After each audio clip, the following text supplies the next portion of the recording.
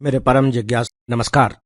मैंने इस बीच में पहचान का संकट इस विषय पर बहुत विस्तार के साथ आप सबसे बातें की हैं और हो सकता है कि यह विस्तार आप लोगों को कुछ खटकने वाला लगा हो, बोर करने वाला भी लगा हो और शायद कहीं कहीं आपको ऐसा भी लगा हो कि मैं अपनी बातें रिपीट कर रहा हूं।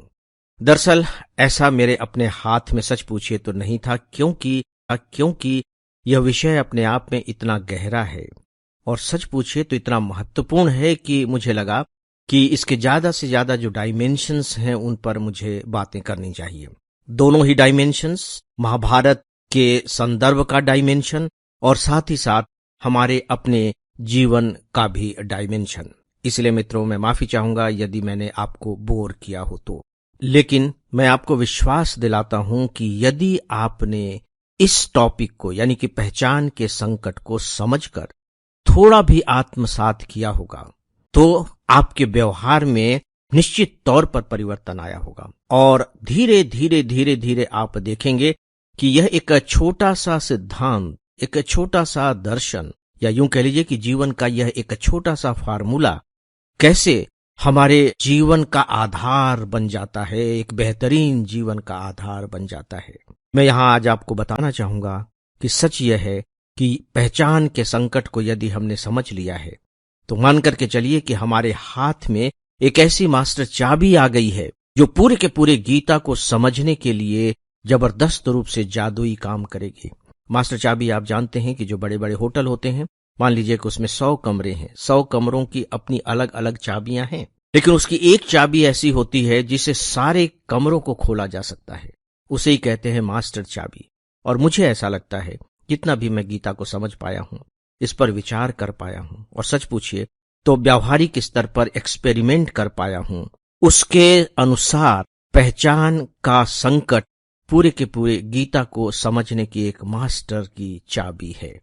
ऐसा कैसे है? आइए अब हम सब इसे अब अलग अलग तरीके से समझने की कोशिश करते हैं। और जब मैं कह रहा हूं कि अलग अलग तरीके से समझने की कोशिश करते हैं तो आप यूं समझ लीजिए कि मैं अब गीता के जो श्लोक हैं उनकी व्याख्या इसके आधार पर करने की कोशिश करूंगा। आप ये मत समझिएगा कि व्याख्या ज्यों की त्यों इसके आधार पर होंगी, लेकिन आप पाएंगे कि सचमुच यह जो मास्टर चाबी है गीता की, पहचान का संकट नाम की जो चाबी है, ये तो बहुत करिश्माई है। पूरी की पूरी गीता आपके लिए आसान हो जाएगी। और कल्पना करके देखिए कि यदि कृष्ण का संदेश, जिसे हम इतना कठिन मानते हैं, अव्यावहारिक मानते हैं, यदि वह हमारे लिए इतना आसान हो जाए तो क्या आपको नहीं लगता है कि यह हमारी जिंदगी के लिए एक कितनी क्रांतिकारी बात होगी?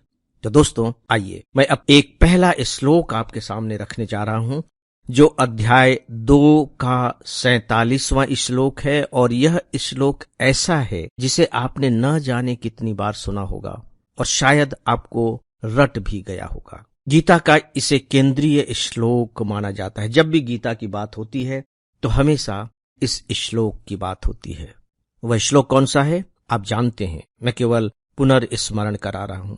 कर्मण्येवाधिकारस्ते मा फलेषु कदाचन। मैं रिपीट कर रहा हूं, कर्मण्येवाधिकारस्ते मा फलेषु कदाचन। ये जो पहली पंक्ति है यही महत्वपूर्ण है। दूसरी पंक्ति इससे जुड़ी हुई है लेकिन उसे मैं यहां नहीं रख रहा हूं। आइए अब हम इसे समझते हैं।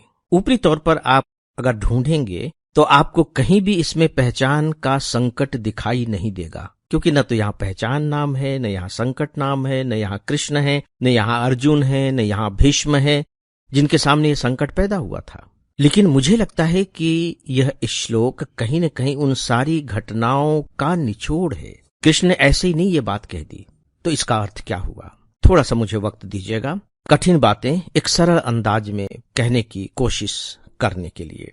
देखिए, जब हम कोई भी कर्म करते हैं, हम हमेशा कोई न कोई काम करते ही रहते हैं। आप कल्पना करके देखिए कि आपके जीवन का, मेरे जीवन का, किसी के भी जीवन का कोई भी क्षण ऐसा नहीं होता जिस क्षण हम काम न कर रहे हों। कुछ न कुछ हम कर रहे होते हैं। अभी मैं बोल रहा हूं, आप सुन रहे हैं। याद रखिए कि जब आप सो रहे होते हैं तब सोने का कर्म कर रहे होते हैं। जब आप भोजन कर रहे होते हैं तो खाने का कर्म कर रहे होते हैं। झगड़ रहे होते हैं तो झगड़ने का कर्म कर रहे होते हैं, स्नान कर रहे होते हैं तो स्नान करने का कर्म कर रहे होते हैं।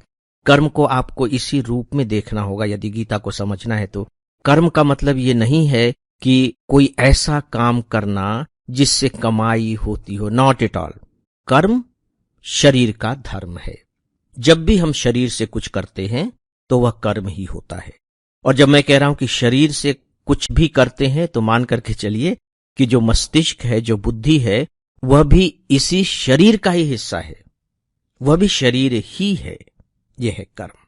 जब भी हम कर्म करते हैं तो व्याकरण की दृष्टि से दो चीजें होती हैं। क्या होती हैं? एक होगा जो कर्म कर रहा है। कर्म का यानी काम। काम तो तभी होगा जब कोई करने वाला होगा। आप कल्पना करके देखिए कि कोई करने वाला न हो तो कर्म कैसे संभव है? इस संसार को बनाने वाला भी कोई न कोई है जिसे हम ब्रह्म कहते हैं। तो ये संसार बना, इसको बनाने का काम किया किसने किया? ब्रह्मा ने किया, ईश्वर ने किया, जो भी आप नाम देना चाहें वो महत्वपूर्ण नहीं है। यानी कि कोई भी जब काम होगा, कर्म होगा, तो दो चीजें होंगी ही होंगी।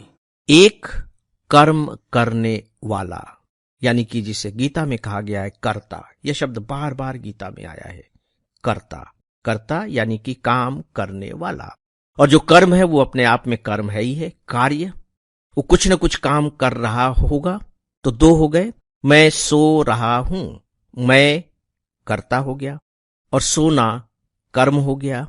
मैं सुन रहा हूं, आप सुन रहे हैं।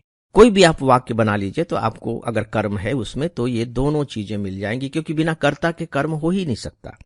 काम करने वाला तो होगा ही होगा। इस बात की चर्चा मैंने विस्तार से इसलिए की है क्योंकि तभी हम उस पहचान को पकड़ पाएंगे। अब आप देखिए कि यहां क्या कहा जा रहा है, कर्मण्येवाधिकारस्तु। कर्मण्ये, कर्म पर, वाधिकारस्ते, कर्म पर अधिकार है। किसका अधिकार है? कर्म पर अधिकार है। देखिए यहां कर्ता शब्द का प्रयोग तो नहीं किया गया है, लेकिन जाहिर है कि अगर कर्म है तो कर्ता होगा ही होगा। यानी कि किसी भी कर्म पर हमारा अधिकार होता है। तो कर्ता का जो अधिकार है वह सिर्फ कर्म पर है। मा फलेषु कदाचन। मैंने कहा कि सिर्फ कर्म पर है।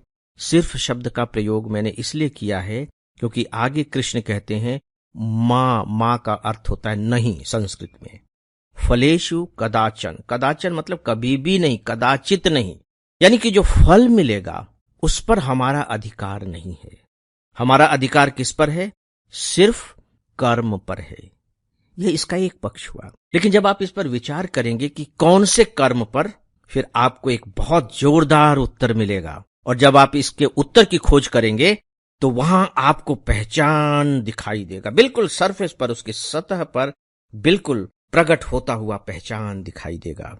तो क्या मैं अब इसे पहचानने की जो जिम्मेदारी है, जो दायित्व है, जो काम है, आपके ऊपर छोड़ सकता हूं? मुझे इजाजत दे कि यह काम मैं आप पर छोड़ता हूं कि इस पर थोड़ा सा आप विचार करें। अगले एपिसोड में डेफिनेटली मैं इस पर बातें करूंगा। अब मुझे आप सब अनुमति दें, मेरा सादर प्रणाम स्वीकार करें। नमस्कार।